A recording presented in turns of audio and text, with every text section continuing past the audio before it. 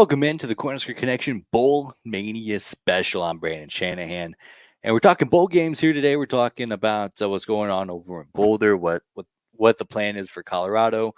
Like I said, most of this is going to be about bowl games, not necessarily college football playoff yet. We'll get into that here as we get closer to it here next week. That's what next weekend already. How exciting is that? It's pretty great. Real quick, if you're listening to the sound of my voice, if you're seeing me on your phone, on your TV, on your computer, whatever, hit subscribe, hit like. Even if you don't like the show, tell YouTube that you do. It doesn't hurt anybody. It helps me. It helps what we're trying to do here.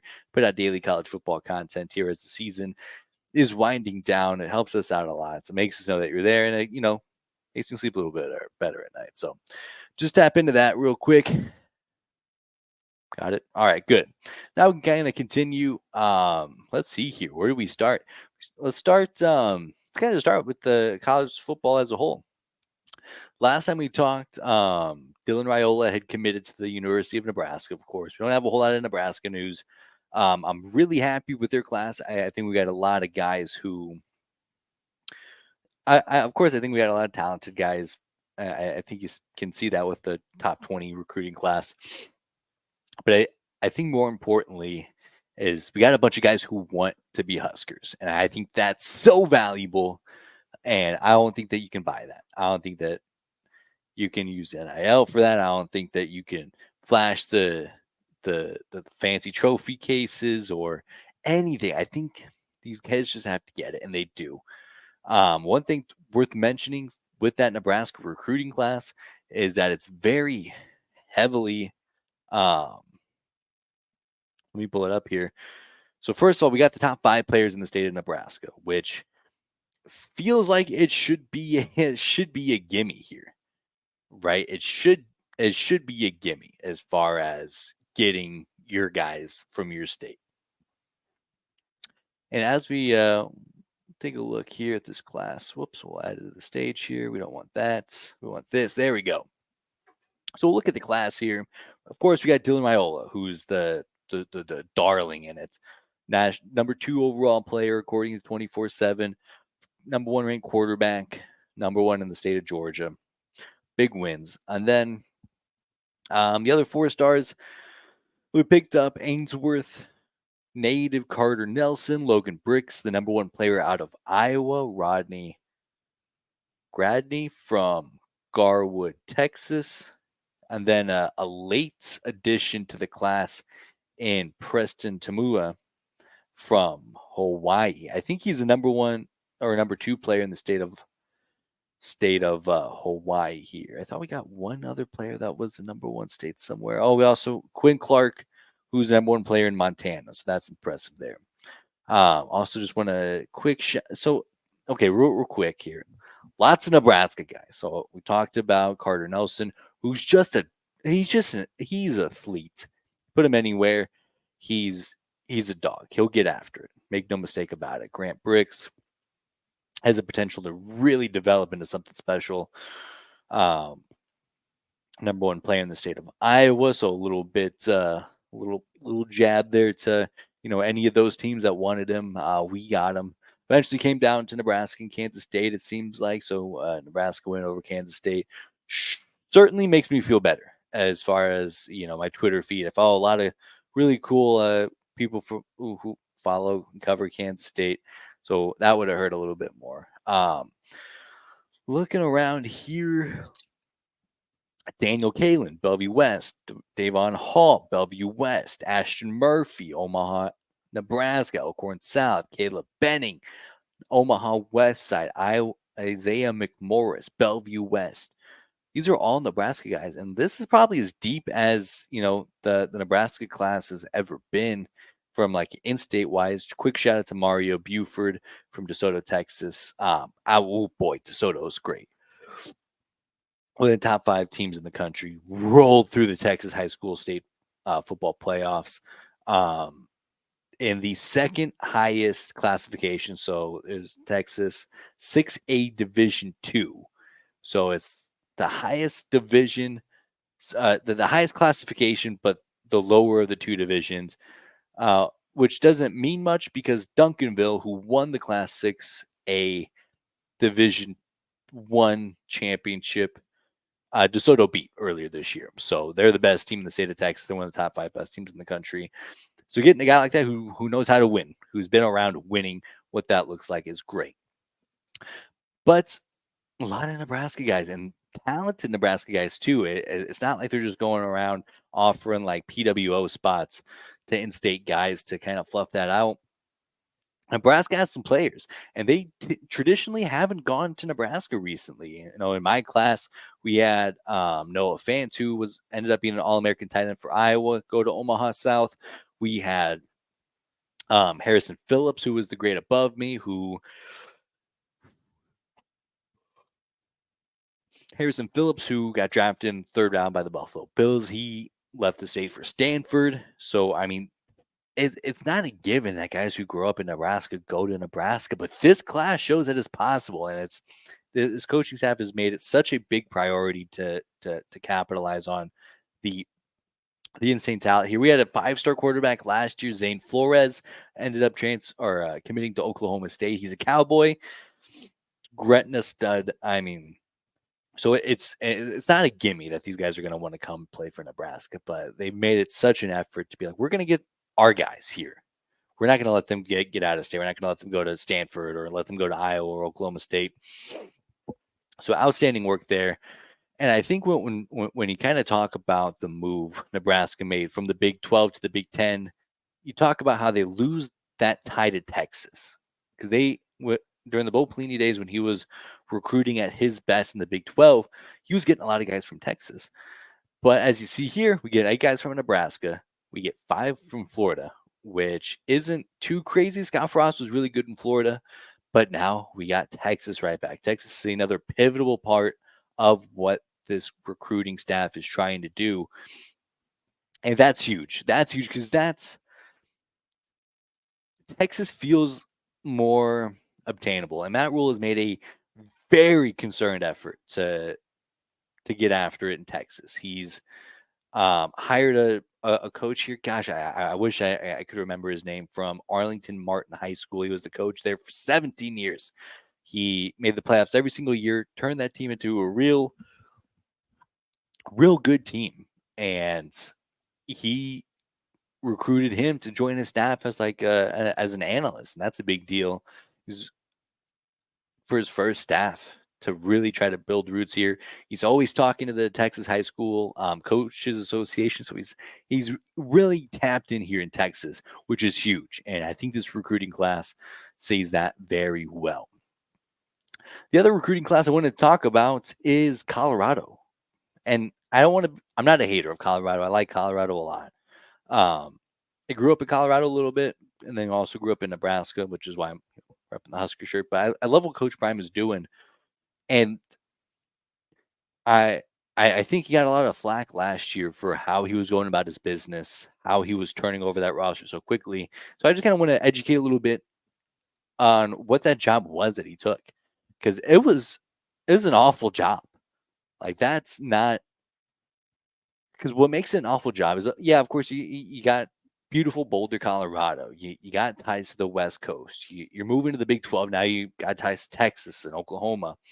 And of course, you got the 4 corners there. Colorado's a pretty good state recruiting wise as well. But what happened was, it started when Midnight Mel left, because he didn't just leave. He left in January after early signing day. So then they had guys decommit. They had guys transfer out, and they couldn't find a great coaching option at that point, because all the good ones had gotten hired earlier in the cycle. So then you're stuck with Carl Durrell. You're having guys leave. And also academically for Colorado, they had made it very tricky. They didn't give you a clear path to transfer your credits over, because that's a really important thing. Is like, well, Colorado's a bad football team, and my credits won't even transfer over. That's not for me. So they were getting guys who transfer out, including Brendan Rice, who's going to be playing football on Sundays. Had a great little stint at USC the last couple of years. He was at Colorado. Colorado had guys. Colorado had a great coach in Mel Tucker. Then they lost Mel Tucker. They are starting to lose guys to the transfer portal. And more importantly, they can't replenish guys in. They're losing experienced talent, and they couldn't bring it in. And so when you can't bring in Power 5 talent, you have to fill the roster with guys who were probably better off talent-wise playing Group of 5 schools. And so that's what they did. And I think the biggest case of that is of the dozens of guys to leave the Colorado roster, very, very, very few of them went to Power 5 schools. So they weren't losing good talent, but they were bringing in pretty good talent. And they upgraded every aspect of that team: offense, defense, probably special. Well, I mean, yeah, probably special teams as well. I don't know. I didn't dive too well into their special teams here, but every part of that offense, every part of that defense is better this year than they were last year. And maybe there's some pushback because the offensive line was horrible this year. They upgraded guys. Like let's just not get it twisted. We may not have paid attention because their offense was hardly on the field in 2022 because their offense was so bad. So it made a lot of sense for Coach Prime in particular to go attack the transfer portal, to get guys in who can make an impact today. And of course, Shadur Sanders, Travis Hunter, those guys, of course, those are going to, Shiloh Sanders, of course, those guys are going to make impacts. They're really talented guys. They're really good football players. So that made a lot of sense to me. But then fast forward this year, they go 4-8, probably a disappointment in-house. But then they come in this year and they're leaning even more on the transfer portal than they did last year. Now, granted, they're probably not going to bring in as many folks as they did last year. They brought in 51 commits from the transfer portal last year, and they're at 5th, or is that where they're at now? I can't get the years right. Okay, so they got 18 this year, so I guess they're not that much. But I guess what really caught my eye is that they only signed 6 high school guys. And that to me seems strange because to me, the answer seemed we're going to go in the transfer portal and we're going to upgrade this team day one. And they did just that. I mean, a 4-win team. They were a competent Power 5 football team last year. They weren't a very good one, but they were competent. And then this year, it seems like an opportunity to really attack high school recruiting because they did a really good job of that last year. Well, let's take a look here. They had a really good high school recruiting class last year. Cormani McLean, 5-star dude, number 1 corner in all of America, top 15 recruit overall. Dylan Edwards, who's awesome out of Derby, Kansas, one of the top running backs in the country. Omarion Miller, who's a dog at wideout. Adam Hopkins, who's great. Morgan Pearson, a very highly rated 3-star, could have been a 4-star. These are really talented players that they're bringing in. And you got to think that they come in and Jaden Milliner Jones, we just talked about DeSoto, Texas, dude. Those guys are awesome. And I guess we can see the transfers as well. Can we see guys who transferred out of Colorado? Probably not. Whoa, who are these guys? Oh, all-time commits. Cormani McLean. Wow. Okay. Oh, that's interesting.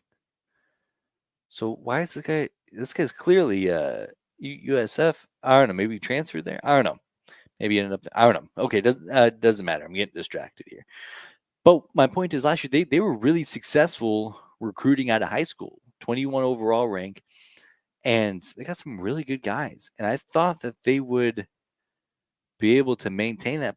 And I don't know. Maybe you just don't have as many guys leave, so you don't have as many open spaces. But I don't know. I guess they're probably in the right here because let's do some math here. So last year they brought in 51 guys. So they had 51 guys leave. Let's see if we can take a look here at. Can we see who left Colorado? Yeah. Okay. Also, so yeah, to credit my point here, these are where these guys ended up leaving once they left for Colorado. Nowhere. Mississippi State, that's a Power 5 school. Be curious if he started. Nowhere. Arizona, Power 5. UCLA, Power 5. Nowhere. I don't even know where this is. Western Michigan, maybe? New Mexico, San Diego State. Northern Arizona, Michigan State. What's this? Incarnate Ward, Ball State, nowhere, nowhere. Austin, Austin P, Utah State, Houston, Texas State, Southern Illinois, Incarnate Ward, Hawaii, Arizona State, because it's a Power Five school. Nowhere, Memphis, UTSA, Arizona, nowhere, ECU. So these guys aren't going to powerhouse schools. These guys aren't very good, right? So they're not very good. So you see all these guys that left. Maybe they don't have as many guys who left this year. So then you only have so many spaces. So I can talk myself into it, into what they're doing. It's just interesting. Because they had a lot of success recruiting high school, and that seemed like the more um path for longevity. I would think, because you get these guys in young, you can develop them.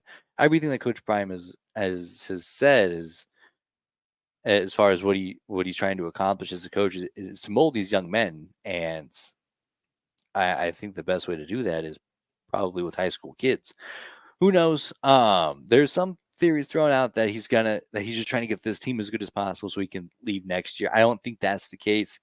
Um, Maybe if there's a situation where he can coach Shooter in the NFL, maybe that's an opportunity.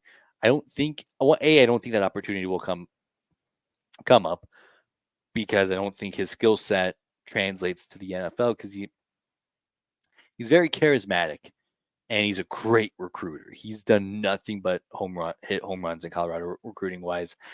That skill set doesn't quite transfer to the NFL. So I'm kind of curious to where that is, where that goes. I guess if you're trying to make a splash from the Panthers and I can get my hands on Shedeur, yeah, why not? Why not give Coach Prime a call? Um, but if he's not coaching Shedeur, I don't think that he wants to go to the NFL.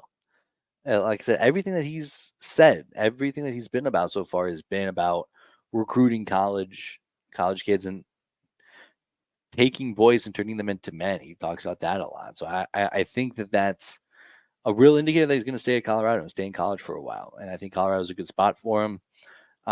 He's going to the Big 12, which is going to have a huge power vacuum. So it's, if he can get this team to like 8 wins this year, build some momentum, hopefully sign more than 6 high school guys the next year, they could be the new kingpin in the Big 12 by 2025. That's a conference that's going to be wide open. There's no more Texas, no more Oklahoma. More so Oklahoma. Texas has one Big 12 championship game title since Nebraska left in 2009. So more so Oklahoma, but nonetheless, they got an opportunity there if he wants. I guess maybe if it works out well, he gets them to 8 teams. Maybe he gets like the Florida job. I don't know. And maybe that's the case. But interesting stuff. Let's talk about bowl games here real quick. And before I dive into our model that we built here at the Cornhusker Connection Network, I just kind of want to talk about what I've observed so far bowl game wise. I think, and I don't think I've quite had the appreciation for it like I do this year. Typically, the first couple of weeks of bowl season, it's kind of meh. It's kind of like, these games aren't good. We're watching schools like Georgia Southern and Ohio and New Mexico State and Fresno State, and they're not very good games, not very compelling. But then the fact that I'm watching these guys play, that's a big deal. That's very important to these schools and these athletes and everything else that goes around.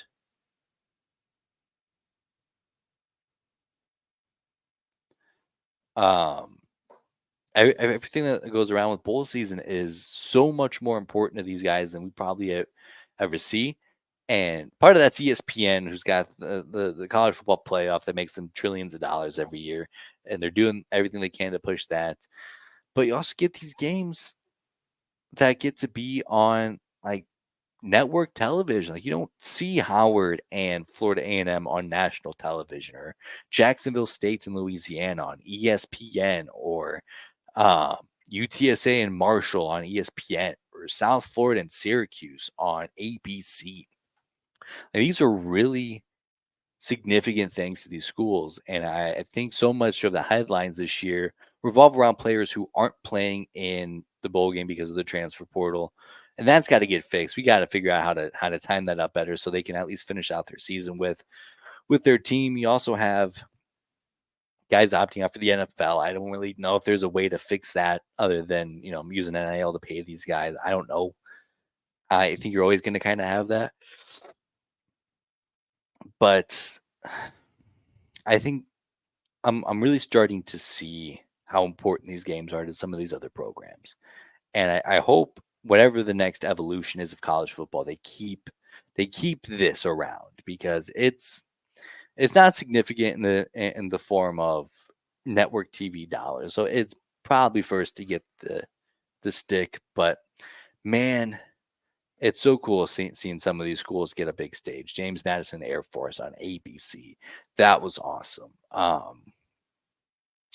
This and that. So I hope, like I said, I hope whatever the next evolution of college football is, I hope they keep these bowl games around because I think it's very important to these schools. Kind of looking at some of the bowl games here, kind of dive into some of my predictions here. Had a 9-9 record so far straight up, which isn't good at all. I mean, we're not picking spread, we're not picking confidence, just straight up who wins. And I'm 518 games in. Syracuse shut out 45-0 by South Florida. That's tough. Also, I don't think we've talked about Kyle McCord going to Syracuse. Just real quick, watch out for Fran Brown. That dude is a lightning bolt of energy. I'm so excited to see.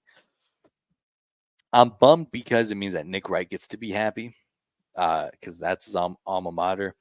So that's a bummer. But man, Syracuse, watch out. Fran Brown's a lightning bolt. Some other surprising matchups here. I didn't think Texas Tech would take it to Cal like they did. They were really 34-14. It's a good look for the Big 12. Good look for Texas Tech. They got something to go into the offseason for. They're not fooling me again. They fooled me the last two offseasons. They're not getting me this time. And I know you beat Cal by 20 points. You're not getting me this time. I'm settling down on Texas Tech here going forward. UCF had an opportunity to make that 2-0 for the Big 12, and they didn't. Now, it's not nothing because UCF did have a successful season. I think getting to a bowl game, one of the only four teams who were added to the Big 12 this past offseason, making it to bowl game. Georgia Tech's not a slouch either. Watch out for them going forward too. They're humming. I should say they're buzzing, the Yellow Jackets. So that's that. Let's see here. Duke beat Troy, and that's the exact game that really kind of made me look deeper into this game because you look at Duke. I'm sure a lot of people didn't pick Duke as far as winning that game, and I don't think I did either. Let me see if I can find my Bowl Mania slip up here.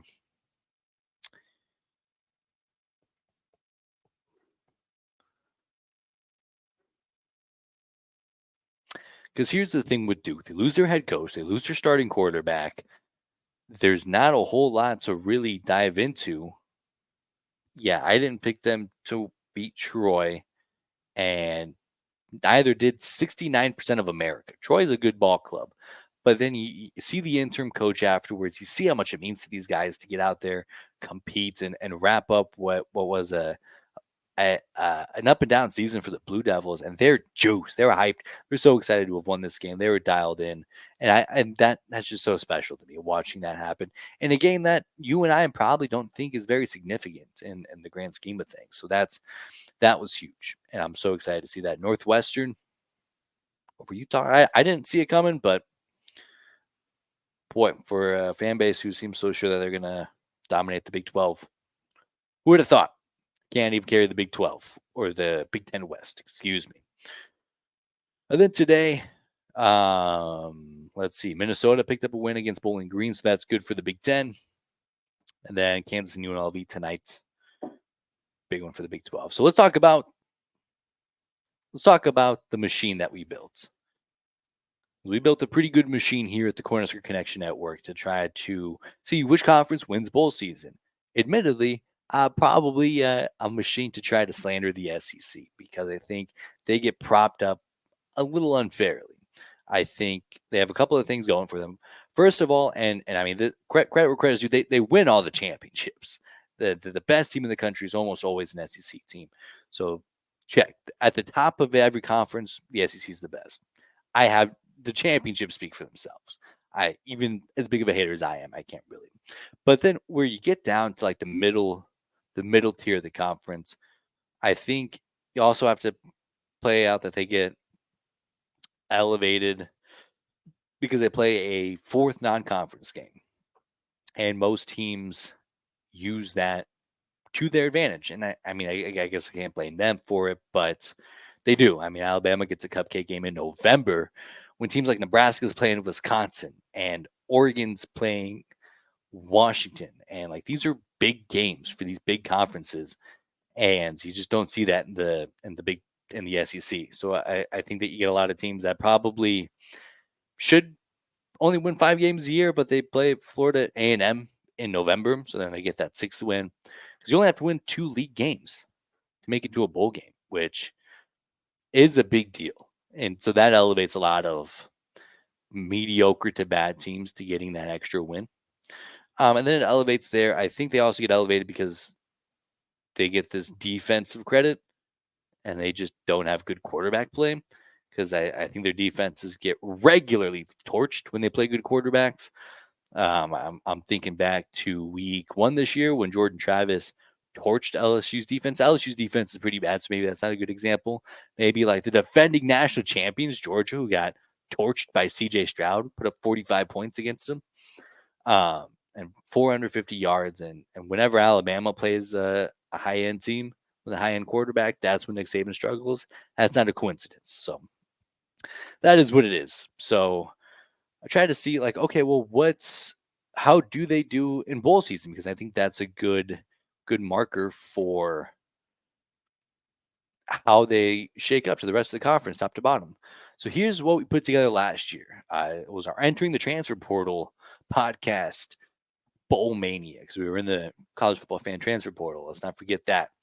So kind of put this together here and put up a system. You get so many points for winning your bowl game. You get extra points if that's a Power 5 team as opposed to a Group of 5 team. So these red games here, 2 Group of 5 teams, we don't care. And then we have the yellow games that include one Power 5 team, one Group of 5 team. So you get a certain amount of points for that. And then the green games here, you get a certain amount of points for winning your bowl game, and then a bonus for beating a Power 5 team. And then down here is where you get the New Year's 6 bowl games. You get an additional bonus for that as well. So like I said, this whole thing was kind of put together to kind of really gauge which conference is best. And I say it's a anti-SEC propaganda machine, and it hasn't worked out quite that way, but it answers the question of who is the best conference. We take a look back at 2021. No, that's not 2021. Last year. Okay. Here's what it was 2021. SEC ran away with it. They were dominant. They picked up almost 40% of all the points together. The Big 12 and the Big 10 were right there. The ACC picked up a couple of big wins. And then the Pac-12 had a really bad year, actually. They didn't win a single bowl game if I did that correctly.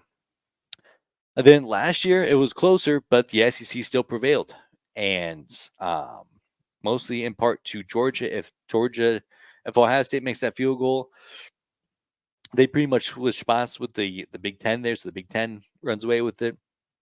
The ACC did really well in the bowl season in a very similar way to how I see the Big 12 having success this year. Bowl season, we'll talk about that here later. And then the Pac-12 got it together a little bit, and the Big 12. Outside of TCU, really disappointing as far as bowl season goes from a year ago. So let's kind of take a look at what this year looks like here. So let's pull up this sheet here. So here's kind of what that all looks like. More importantly, you can kind of see the point system here. So you get 50 points for winning a college football playoff game, We don't do the national championship game. I think that would skew things a little bit too much. I guess like as a tiebreaker, which could very well come into play as we'll see here. So you get 50 points for winning a college football playoff game, as you should. Those are the best teams in the country. If you beat one of them, you should get more points. New Year's Six, you get 25 points for winning a New Year's Six bowl. So we got the Cotton Bowl, the Orange Bowl, whatever other bowl, the Peach Bowl, whatever games aren't part of the college football playoff. And then you get 15 points for beating a Power 5 team. You get 5 points for beating a Group of 5 team. And then you lose 5 points if you lose to a Group of 5 team. So here's kind of how all those games kind of look like. Like I said, green have 2 Power 5 teams. So that game's worth 15 points. Yellow, just 1 Power 5 team. Here are the New Year's Six games. So a lot of big swing games here because we got 2 matchups here with the SEC, 50 points total on the line here. SEC's got another opportunity here to really feast on Florida State, who's kind of limping in. And then Pac-12 gets an opportunity to feast on some Conference USA action if they can take care of business against Liberty. So that's big. And so here's kind of how I predicted it to go. So these are all my predictions here. I put this all together before bowl season, so I already lost on UCF. Thought they were going to win. I already got Utah wrong. I got Syracuse wrong. I got Troy wrong.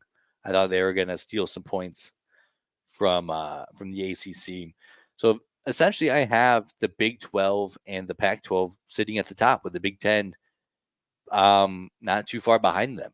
And you kind of see how it breaks down by the rounds. I think Michigan wins the playoff game, and I think Washington does well, and that's really what separates them. If Georgia picks up a win, or not Georgia, Alabama picks up a win, they're right there in the high 90s, pushing 100.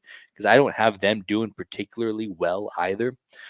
They pick up a couple. I don't have them winning any pre-New Year's Six bowls. I don't think there's a whole lot of them. Let's see here. The first SEC bowl game is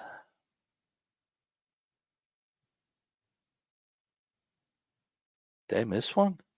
Boy, that seems crazy. So the first one's going to be the Texas Bowl, and that's not an easy game for Texas A&M, especially with the new coach, especially with all those transfers going out.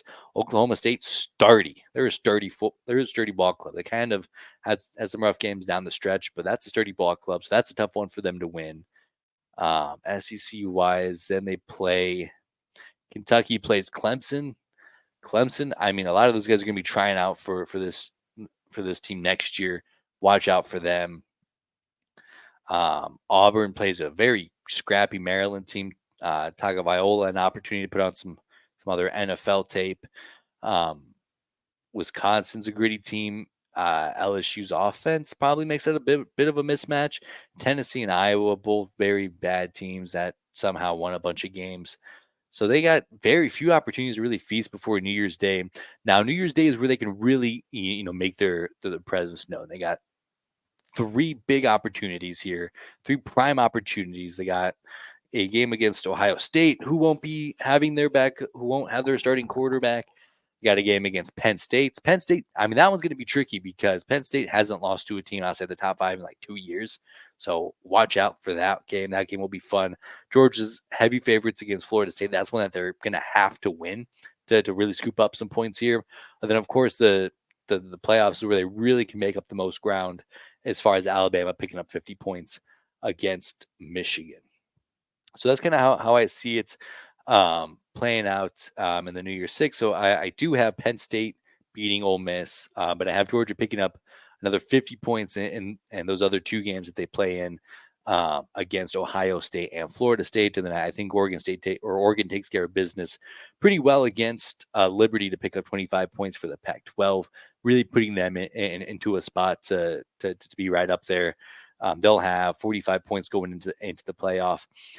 Now, the Big 12 is interesting because they don't have a team playing in the college football, or they do. They do have a team playing in the college football playoff in Texas. I don't think, that's a very good opportunity for them to really hammer home a successful bowl season. But I think they just feast on the pre-New Year's Six games. They don't have a team playing in a New Year's Six bowl game. They have Texas playing in the college football playoff, but they have a lot of favorable matchups here. Now, granted, I did pick UCF to win. That already didn't pan out. So they're already down 15 points here. And also worth mentioning, so I guess we'll go over the results here shortly, but kind of going through here, the Big 12, an opportunity to play. Let's see here, West Virginia, North Carolina. North Carolina without Drake May, that's a good matchup for them, I think. You have USC, Louisville, Oklahoma State, as we just mentioned. They're a sturdy ball club. Watch out for them. They have an opportunity. Kansas State, NC State, that's a very comparable game. Kansas State fans, I know, are very excited about Avery Johnson and handing the reins over to them. Oklahoma with an opportunity to finish out their much improved campaign against Arizona. I think that one's a toss-up. So I give the benefit of the doubt to the Big 12 quite a bit here this season in my results. So I think they absolutely feast in the pre-New Year's Six. But even if they drop a couple of those, even if Oklahoma loses to Arizona, even if they lose to a Texas A&M, Texas is going to be the real one to really finish things out here.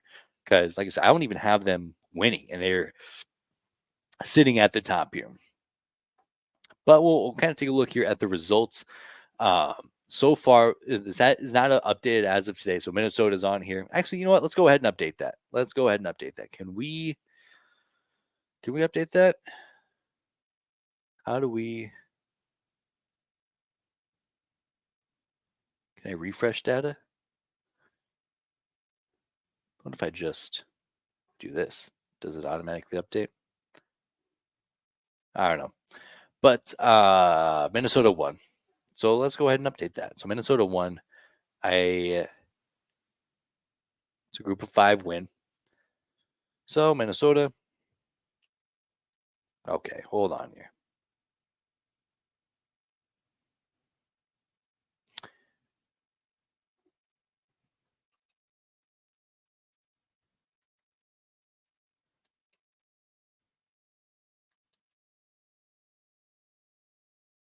I know that's not how you spell Minnesota, but just bear with me. So that's Big 10, and they get 5 points. I'm not going to do that. Okay, we'll tinker with this later. So here's kind of how it's shaping up right now. So the ACC is feasting up pretty well. They got 15 points. So does the Big 10. Now they got 20 with Minnesota, and they also in the Big 12 now. Of those 3, the ACC doesn't have a whole lot of opportunity, so they really got to make hay while the sun's out. The Pac-12 also picked up a win with UCLA's bowl win. The SEC in prime shape. They still have an opportunity for up to 200 points. As we can kind of see here, all these teams down here at 15 points. And then the orange is what they could possibly still get, is what their climax could be here as well. So the Big 10, still some opportunity to pick up to 180 points. And the Big 12, ACC and Pac-12 really have to win some keen matchups here. So some great opportunity there. But so I just want to put that together, and we'll keep this updated as the bowl season gets underway. So I just wanted to share that with you to kind of get understanding. So when I come on here in January and talk about how the SEC stinks, this is going to be what I point to first and foremost, because I do think they're in for a let down here. They had a bad non-conference slates in in September. Of course, their non-conference slate in November is laughable, so I can't really put too much stock into that. But I don't think that they're as powerful in the top end as typical, and I think that this is a great opportunity for those middle-of-the-road teams to expose. So just want to throw that out there. Great time to be a college football fan. If you're still listening, you're obviously a college football sicko. Please like, subscribe, and enjoy the videos that we put out. We put out over 100 in nearly 100 days, and we're just getting started. So just want to throw that out there. Go Big Red.